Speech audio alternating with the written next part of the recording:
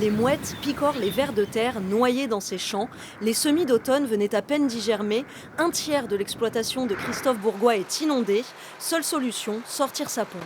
Il va falloir des heures de tracteur pour arriver à assainir, notamment pour sortir les betteraves. J'ai toujours été serein le fait que j'avais le matériel pour le faire, mais là c'est des conditions qu'on ne maîtrise plus. Il reste 8 hectares de betteraves à récolter.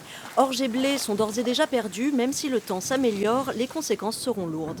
Un problème aujourd'hui, on en tient pour 2 ans financièrement pour se remettre un peu à jour, en sachant que ne s'est pas gagné pour l'année d'après non plus.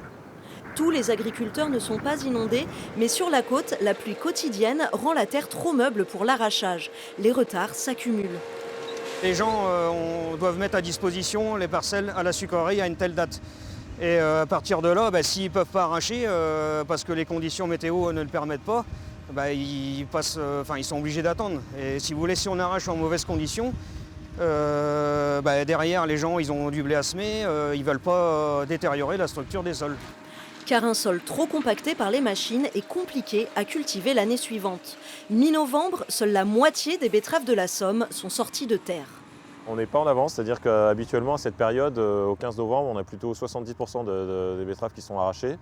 Et donc on est assez inquiet sur la durée de campagne, parce qu'il faut approvisionner les usines. Et donc plus on prend du retard, plus la campagne risque d'être allongée en fait.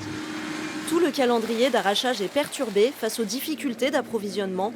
Plusieurs sucreries ont ralenti leur cadence.